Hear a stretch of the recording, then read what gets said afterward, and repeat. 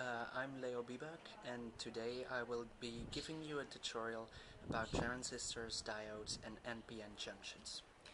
I've written a few keywords on this little flip note which could have led you to this video. To start with, an NPN junction, a linear device, an LED, a diode, a FET or a MOSFET and a transistor. But what is it all about? I hope I can explain. This will be a very short tutorial, and I hope I can explain it in a short time.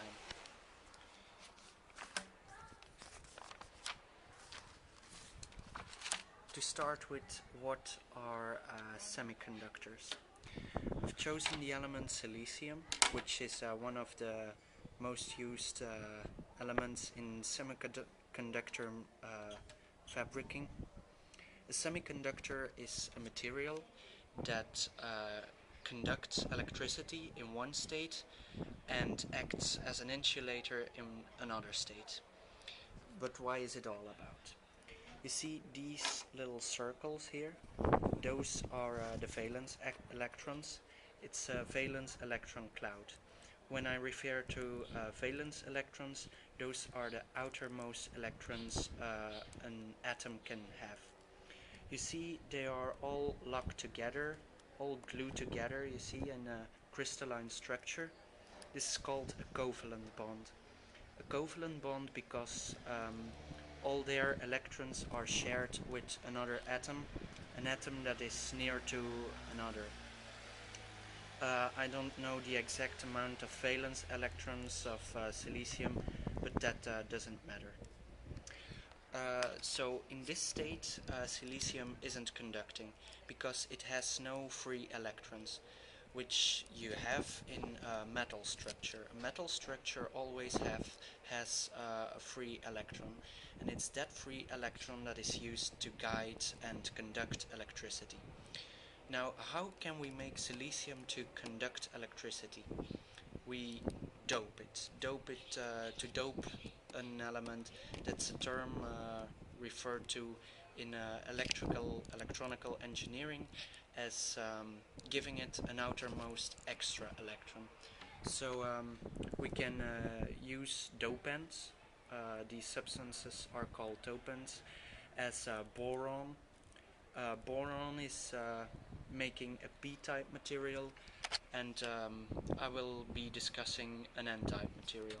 So the n-type material always has one electron more, and the p-type material has one less, because if it bonds with boron, as I mentioned earlier, boron absorbs one of the previous outermost electrons. So that causes silicium to have one less outermost electron, and with a difference of one electron you can have an electrical circuit. Alright, now you got that. Let's go to PN junctions. A PN junction is a junction of a p-type material and an n-type material. So a p-type material can be silicium doped with boron. So the p-type material has fewer electrons. These are referred to as holes, and that's why it is called to be positive. But don't mistake, it's not really positive. It's just it has fewer electrons as it normally has. That one has more electrons, but I already discussed that earlier. Now, when the negative is connected to a negative pole of voltage source, and the positive is connected to the positive source, then you speak of forward bias. To bias a diode or a PN junction is that it conducts current. So in this state, the semiconductor materials are conducting. Yoo-hoo, we have made circuit. Alright, so the electrons, they just flow in their original route, because the PN junction now acts as a metal wire. You can replace this by a copper wire with that difference. This has forward voltage drop, I'm sorry, and a copper wire, its resistance is much lower. Now reverse bias is something as interesting as a forward bias, but it's something completely different. Now the positive material is connected to the negative pole, and the negative material is connected to the positive pole. Now what happens is the electrons flow into the positive material, and they stay there, and the electrons, the outermost electrons, the extra electrons of the negative type material, they go to the positive side. So actually these go to there and these go to there. So this is a barrier, acting as a barrier, and it's blocking current to flow. So this is non-conducting, this is conducting. You see? So this is what semiconductors are all about. These are diodes. You can pick them up in the store. You have mail order companies where you can order them in big packs. Very useful. And now we came to the big deal, a transistor. Let me sketch this a little bit. A transistor has, wait, my hand is a little shaky. A transistor has a base. So this is the base, this is the collector, and this is the emitter, with all three leads sticking out. So this is what a real transistor would look like, could look like. So let's see. We start with VCE, which is the voltage of the collector. No, I'm sorry. The voltage of the collector, which is located there, and the emitter, which is located there, which is bigger as the voltage from base to emitter. You see, these are two circuits with negative poles connected to each other. So these are two things which can be messed up. So let's talk a bit about the physics. You see, here we have an n-type material, a so-called negative material. Here we have a positive material, and here we have a negative one. So now what happens is as follows. The negative pole here provides the electrons, and the electrons go to here, and they form like a pyramid.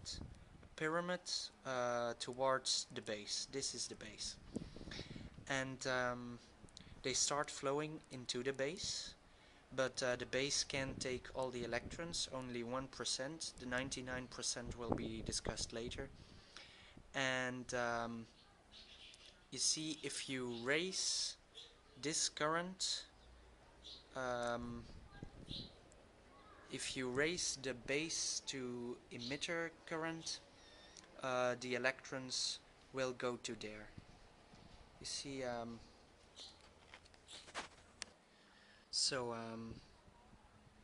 the electrons follow this path. Let's see. The conventional current goes as follows, because in electrical engineering we always speak from the positive pole to the negative one, so in this way. But now we will be talking about physics, and that's not the same as engineering, so we follow this path from the negative to positive pole. So when you have that the voltage from the collector and the emitter is higher as the voltage from base to emitter, that's this one, Then you have in the n-type material, electrons will try to go to the positive pole, and they leave this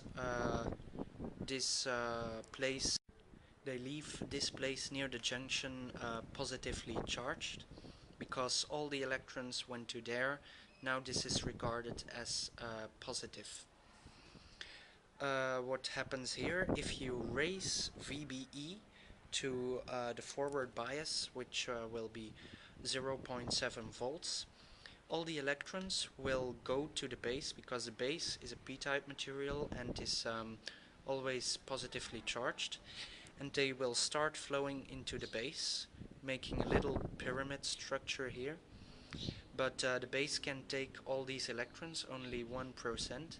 99 rest of them will be discussed later. So this circuit is done. This is forward bias, and because the rest of them needs to go to that type, that p-type, which is connected to the positive pole, you have a closed circuit here too. So you have current that goes to here, but also current that goes to there, and that is what we want to have. Now we actually have a switch. If we raise this current, the other current from that battery will go back to the positive pole. So now we have an electronical switch, which is much different from a mechanical. That is one of the main functions of a transistor. But now we come to amplifying. We had switching, now we have amplifying. I already mentioned that only 1% goes in the base to emitter circuit. The 99 rest of them, of the electrons, go to the CE circuit, the collector emitter circuit. Now a little voltage difference can cause a much bigger difference in this circuit. You see it's shown as a little circuit and that as a big one, I'm sorry. Make a little change here and you make a big change there. That's what transistors are all about. So switching and amplifying. I hope you have learned a bit from my little wacky tutorial, and my voice wasn't trembling too much and the wind wasn't blowing because I'm sitting near the sea. I'm waiting to go to get some food, so I thought why not teach the people at home how transistors and diodes work. I really hope you learned something, and thank you for watching.